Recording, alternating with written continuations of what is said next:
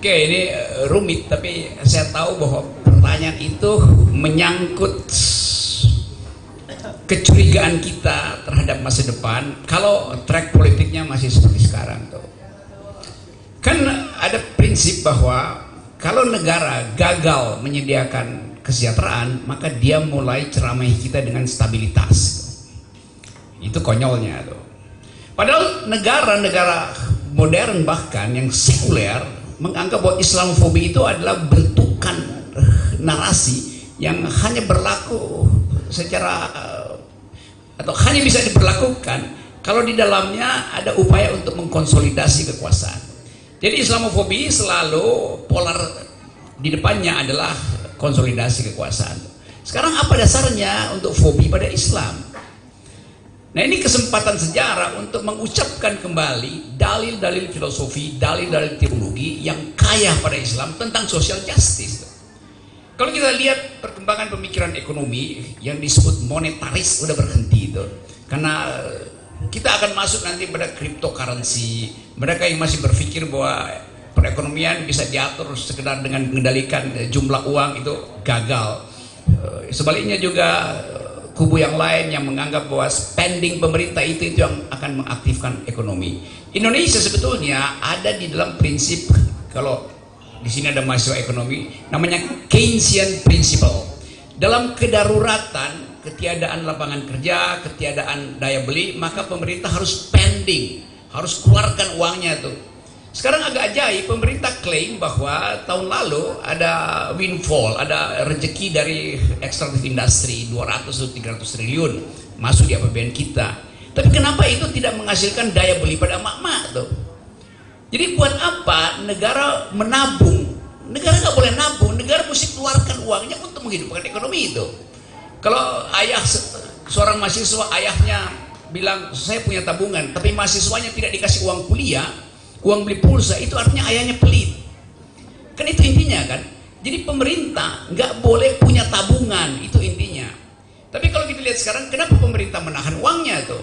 Karena tahun depan ada tahun politik. Jadi uang itu akan digelontorkan untuk membeli suara orang yang kelaparan. Nah, suara orang lapar, suara orang miskin dengan mudah dimanipulasi tuh. Jadi dari prinsip itu pemerintah udah gagal untuk memenuhi perintah konstitusi, sejahterakan rakyat, pelihara fakir miskin. Kapan fakir miskin dipelihara? Nanti 2023. Dalam bentuk apa? Serangan fajar tadi. Jadi itu soalnya, itu tipu-tipuannya begitu tuh. Nah, sekali lagi bagian itu yang saya anggap kalau begitu caranya, maka harus ada gerakan yang lebih radikal. Tadi teman yang lagi nyalek nanya ke saya tuh, kira-kira potensi 2024 siapa yang mau memenangkan pemilu? Saya bilang saya nggak berpikir 2024 karena saya mau lakukan aktivitas untuk membatalkan pemilu tuh. Yes. Karena keterangan tadi Pak Abdul Somad, Ustadz mengatakan bahwa desain itu ada desain yang diinginkan oleh oligarki. Sampai sekarang Anda lihat misalnya mana dana pemilu yang harusnya sudah turun ke KPU, nggak ada.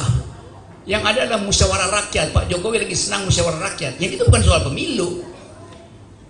Jadi kalau prinsip 20% itu tidak disediakan oleh negara, saya akan memimpin gerakan yang namanya LBP, Liga Boykot Pemilu.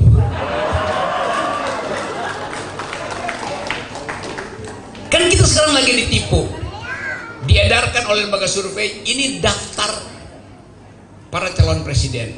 Siapa yang bikin daftar itu? Itu dibikin oleh lembaga survei, bukan Muhammadiyah yang riset. Jadi lembaga survei menerima order untuk pasang 7 pasangan itu.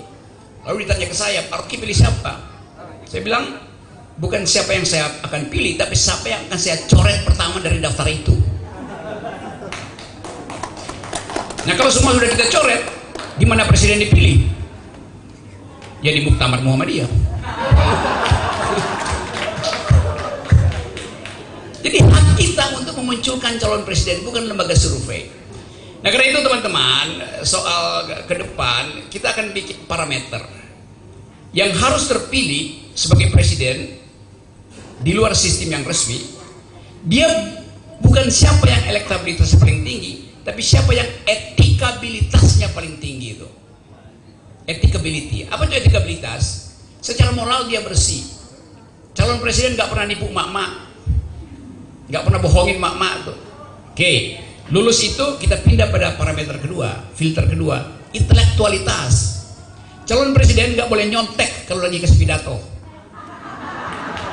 Ya itu supaya kita tahu bahwa yang dia ucapkan datang dari dalam pikirannya sendiri itu, bukan yang di brief oleh panitia debat gitu. Baru masuk yang ketiga, yaitu elektabilitas. Jadi elektabilitas itu dimaksudkan untuk menguji pertama moral standingnya, etikabilitasnya, kedua intelektualitasnya tuh. Bisa nggak kita pakai itu sebagai parameter? Bisa. Kalau itu kita pakai, semuanya tuh batal. Kecuali yang di kiri kanan, di kiri saya, dan yang di kanan dia. Jadi kita mesti berani mengatakan bahwa ini yang kita inginkan. Nah itu sebabnya emak-emak pasti akan digoda lagi untuk mengagung-agungkan seseorang yang pernah berjanji bahwa dia akan timbul tenggelam bersama rakyat. Ternyata dia sekarang mengambang bersama kekuasaan. Nah forum ini forum akal sehat. Kita mesti buka soal-soal itu. Nggak ada yang terlarang di sini. Jadi begitu kira-kira cara kita membayangkan masa depan. Terima kasih.